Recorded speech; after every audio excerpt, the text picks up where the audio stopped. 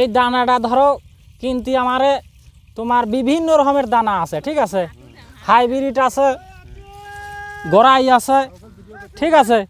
তো এই দানাটা আমাদের কিনতে হয় অনেক দাম দিয়ে, কিছু কিছু ভালো মানের দানা আছে কিনতে হয় অনেক দাম দিয়ে। এই দানাটা কিনে আনিয়ে ধরেন আমারে পরীক্ষা নিরীক্ষা করে দেখতে হয় যে দানাটা ঠিক মতো ফুটবে কিনা, কীভাবে দিলি পারে খেতের দানাটা ঠিক মতো উঠবে, ঠিক আছে।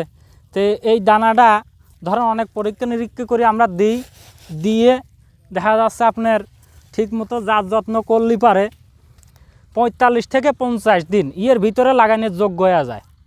লাগানোর যোগ্য হয়ে গেলে আমরা ধরেন যে অনেক লোকজন নিয়ে টিয়ে খেতে আমরা লাগাই, খাতে লাগাই, কিন্তু আমাদের খরচ হয় অনেক। ধরেন 1% জমি 1000 টাকা করে লিজ নিতে হয়, মালিকের দিতে হয়, তারপরে আমাদের আবার 1000 টাকা করে শতাংশ ভার খরচ হয়ে যায়, ইডাসিরা দিয়ে অনেক খরচ হয়। তো আমরা যাই খেতে যাই জন্মাই, আল্লাহ পাক যাই দেয় সেই দিয়ে আমরা ঠিক মতো দেখা যাচ্ছে আমরা অনেক সময় দাম পাইনি, অনেক সময় দাম না পালি দেখা যায় আমাদের ক্ষেত করিয়ে আমাদের লস হয়ে যায়। হ্যাঁ, আমাদের লস হয়ে যায়। এই ব্যাপারে ধরেন সরকার ঠিক মতো আমাদের দিক অনেক সময় দেখা যাচ্ছে খেয়াল দেয় না, ঠিক আছে।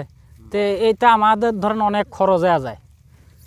আর 40-45 দিনের ভিতরে দেখা যাচ্ছে ঠিক মতো যত্ন করলে আপনার ক্ষেতটা এই দানাটা লাগানো জয়া যায়। হ্যাঁ, বীজ লাগানোর পরে ধরেন যে আপনার দেখা যাচ্ছে যে ঘাস হলেই তারপরে স্প্রে করে ঘাস মারিয়ে আবার পানি দিয়ে সার ওষুধ দিয়ে আবার লোকজন নিয়ে ধরেন যে আবার কুফাতে হবে, কুফাইয়া আবার ওষুধ মারতে হবে, ওষুধ মারতে হবে, আর বুড়ি আইল দিয়ে সবসময় ঘুরতে হবে কোন সময় কোন রোগ ধরে, ঠিক আছে। এই রোগগুলো লক্ষণ বিক্ষণ করে না ঠিক মতো না রালি এই ক্ষেত নষ্ট হয়ে যায়, আর নষ্ট হয়ে গেলে ধরেন যে সবই লস, ঠিক আছে। অনেক সবসময় এর পাশে থাকতে হয়, থাইয়ে এই খেতে ধরেন আপনার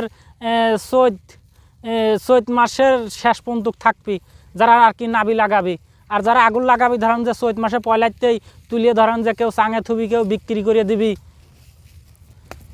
আর যারা ধরেন যে আগুন লাগাবি, ঠিক আছে, এদের ফলনটা আপনার 2 থেকে 2.5 মণ ফলন আসবে। হ্যাঁ, আর যারা আগুন লাগাবি, ঠিক আছে, এরা ঠিক মতো জাত যত্ন করলে আপনার 2 থেকে 2.5 মণ ফলন আসবে শতাংশে। হ্যাঁ, এখন এটা আগুর পড়তেছে। হ্যাঁ, আশা করা যায় যদি আল্লাহ পাক দেয় তাহলে এটা আমাদের ভালো ফলনের আশায় আমরা তো আসি।